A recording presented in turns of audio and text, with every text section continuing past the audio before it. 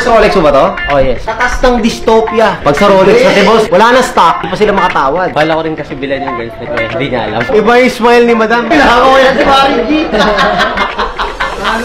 What's up guys? Another watch, another day. Dito na naman tayo. Brother, your name? Roy po. Roy, nice to meet you. Taga saan pa kayo? Sa Pampanga. Pero dati po dito po ako sa... Hindi ako sa Pampanga. Napalayo ka pare. Doon po na-establish yung business. Anong business? Bali, Dystopia po. Na local brand. Dystopia. Parang yung suot mo? Yes po. Ito pong suot ko. Manufacturing talaga ng mga t-shirts. Not only printing Yung black nito, ganda. Yan. Bali, for the weather po kasi dito sa Philippines yung namin. Design. Opo. Anyway, sige. So nice. Mamaya, pwede ba suotin ito mamaya? Kasi parang hindi ba sa'yo? Malaki to. Actually sa... Bigay na yan? Opo. Pero malaki to. Pamparing Gina style to. Hip-hop. Sample! Pang simbang gabi. Ginagabi ng mga kaibigan ko. Ay, may pa-tasty pa ng t-shirt. Daming t-shirt. Uy, Dystopia. Yun yung crop top, pare. Ganda. Kaso kaya ko bang dalhin to? Yan lang po kasi yung available namin as of now. Pero ano to, talagang parang siya, maliit talaga siya, maikli siya. Yeah, boxy crop po yung tawag sa kanya.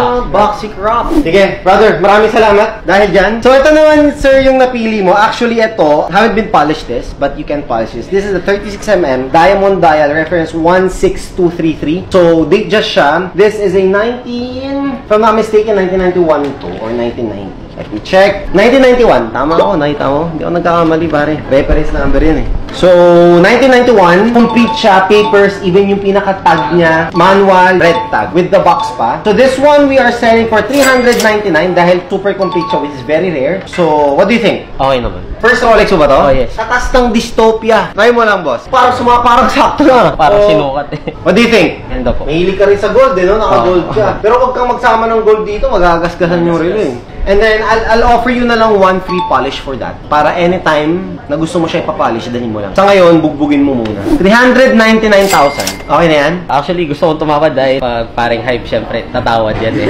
Mahirap eh. Pag sa Rolex kasi, boss, wala na stock. Di pa sila makatawad. Magkano, boss? Tingin mo. Win-win tayo. Negosyante ka, negosyante ako. Kayo na po bahala kung magkano ibibigay nyo sa akin. Less 10,000.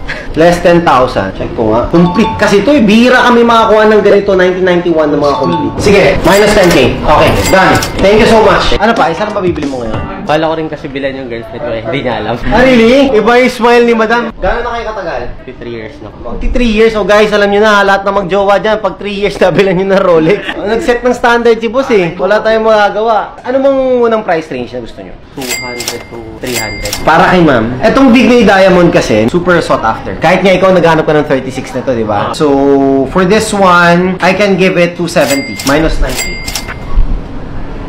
Done deal! Ma'am, maraming salamat. Congratulations agad sa first Rolex nyo. Grabe, ang saya. Mag-jowa pare. Pag 3 years na, dapat pareho kayong bibili ng ano. Pag di bumili ng Rolex, maghihiwalay ba?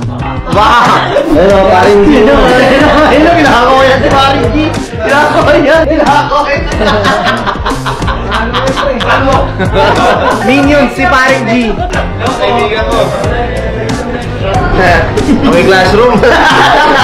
These are bale for the both of them, 659 for both. Nakapag-down payment ka ng magkano? 50. 609 na lang. Okay? Sige. Thank you so much. Maraming salamat. Done deal. Dahil dyan, may tag-isa kayong hoodie sa akin. Oh, dalawa yung pinili. May done deal hoodie na tayo, pare. Ano ka ba? Ay, naku. Wala na tayong stock. Ulitin na lang, ha. Pagbalik nyo, pagkakuha nyo ng pinaservice na watch, meron kayong dalawang hoodie. Dalawang large na lang. Couple na lang kayo, no? Couple naman kayo, eh. Ako ko pala.